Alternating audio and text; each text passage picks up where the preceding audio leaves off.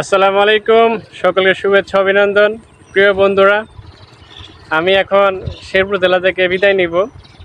আমি ঢাকার উদ্দেশ্যে রওনা দিব।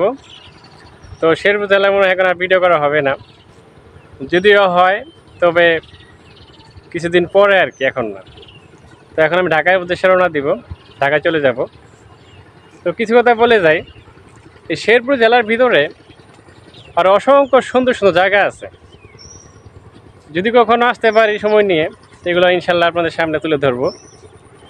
আর সুন্দর জায়গাগুলো হলো গজনী অবকাশ, মধুটিলা ইকো পার্ক, গারো পাহাড়, আর সুন্দর সুন্দর পাহাড় আছে। তো আমার হাতে সময় নেই, কারণ আমি বৃষ্টির কারণে অনেক সময় যেতে পারলাম না অনেক জায়গায়।